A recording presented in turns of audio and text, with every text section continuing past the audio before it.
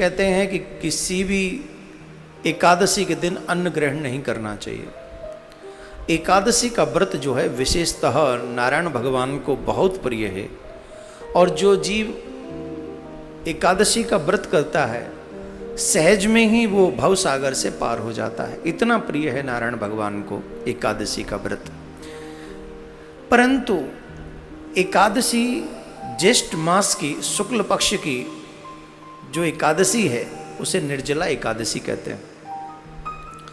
निर्जला एकादशी का सबसे बड़ा फल यह है कि जो व्यक्ति 12 महीनों की 24 एकादशी नहीं रख सकते, और अगर वो एक एकादशी का व्रत भी रख लें, वो भी निर्जला। निर्जला का मतलब ही है जल के बिना। बहुत से लोग ये प्रश्न करते हैं कि महाराज जल पी सकते हैं कि नहीं, जिसका नाम ही निर्जला है तो वहाँ जल कैसे पिएंगे। पर सामर्थ्य ना हो तो जल ले लें, पर वो पूरा व्रत जो है फल वो तब मिलेगा जब हम और ये तपस्या है। ज्येष्ठ मास अपने आप में बहुत, इस समय सूर्य पूरे तपस पे होते हैं, और उस भयानक गर्मी में भी जो व्यक्ति जल भी ग्रहण नहीं करता 24 घंटे, सूर्य उदय से सूर्य उदय तक जो ग्रहण नहीं करता है, उसे 12 महीने की 24 एकादशियों का फल प्राप्त हो जाता है। कैसे? ये कथा आती है पांडवों के समय की है। एक बार वेद व्यास जी महाराज पांडवों के भवन में पधारे, तो जब पांडवों के समय वेद व्यास जी पधारे तो पितामह भीष्म भी वहाँ मौजूद थे।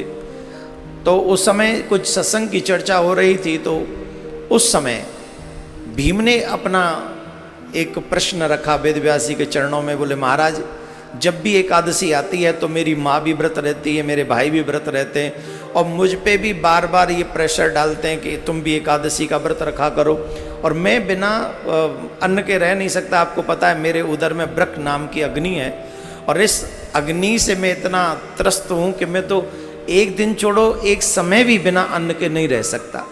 इसलिए कोई ऐसा उपाय बता दीजिए कि मैं भी कोई व्रत कर लूँ तो मेरा भी कल्याण हो जाए। आप लोग विश्वास नहीं करेंगे, वेद व्यास जी महाराज ने कहा कि देखो भीम, तुम एक काम करो, ज्येष्ठ मास की शुक्ल पक्षमी की जो निर्जला एकादशी है, तुम उसको बिना जल के उस व्रत को पूरा करो, और सूर्य उदय से सूर्य उदय तक जल ग्रहण मत करना, तो तुम्हें 24 की 24 एकादशियों का फल प्राप्त हो जाएगा।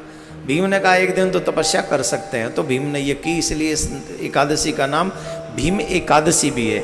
एक बात और बता दूं मैं आपको यहाँ पर, जो व्यक्ति निर्जल रहकर निर्जला एकादशी का व्रत करता है, आप कल्पना नहीं कर सकते, मैंने कहीं सुना है इतना बड़ा फल इसको मिलता है, इतना बड़ा फल कि 100 पीढ़ी हमसे पहले जो आए हैं उनका कल्याण कर देती है, और 100 पीढ़ी बाद में जो आएंगी उनका कल्याण हम कर सकते हैं, जो निर्जला एकादशी का व्रत करता हो, लेकिन नियम से।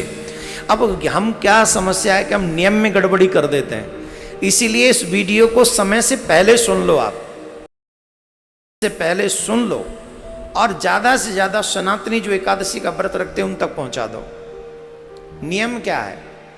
3 दिन पहले से ही हमें कुछ भक्ष अवक्ष ग्रहण नहीं करना चाहिए। कुछ भी, इवन प्याज लहसुन भी 3 दिन पहले नहीं खाना चाहिए। कई लोग खा लेते हैं फिर व्रत भी कर लेते हैं, पर नहीं खाना चाहिए। और 10वीं की रात से ही अन्न का परित्याग कर देना चाहिए।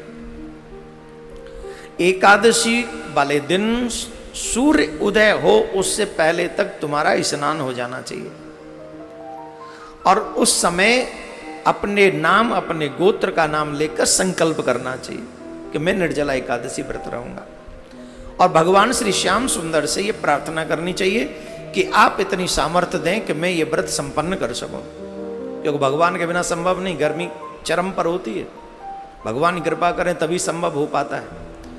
फिर ये संकल्प करें और फिर भगवान का पूजन करें। भगवान नारायण का रूप है, चाहे नारायण के रूप में करें, कृष्ण के रूप में करें, राम के रूप में करें, किसी भी रूप में करें, लेकिन नारायण भगवान के रूप का ही पूजन होना चाहिए। जो आपके आराध्य, चाहे राम जी हो चाहे कृष्ण जी हो, उस रूप में आप कर सकते हैं। सालग्राम की भी पूजा आप कर सकते हैं। ज़्यादा से ज़्यादा मैंने शुरुआत इसी भजन से की, ओम नमो भगवते वासुदेवाय, क्योंकि आप इस मंत्र का ज़्यादा से ज़्यादा जाप करें।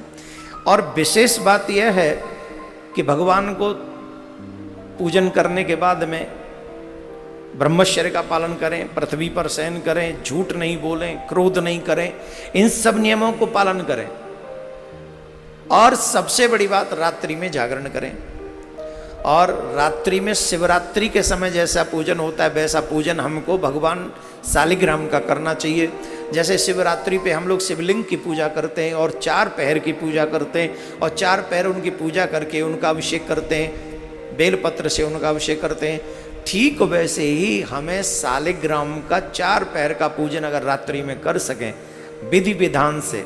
अब वो 4 पहर कैसे हैं? बोले पहला पहर है 8 बजे से 10 बजे के बीच का, दूसरा पहर है 12 बजे से 2 बजे के बीच का, तीसरा है पहला है क्षमा करें पहला है 8 से 10, दूसरा है 10 से 12, तीसरा है 12 से 2 और चौथा है 2 से 4। ये 4 पहर की पूजा आपको ऐसे करनी है कि हर एक पहर में भगवान को तुलसी चढ़ाएं, तुलसी चढ़ाकर, चंदन चढ़ाकर भगवान का जितना भी हो सके अभिषेक करें, पंचामृत से अभिषेक करें।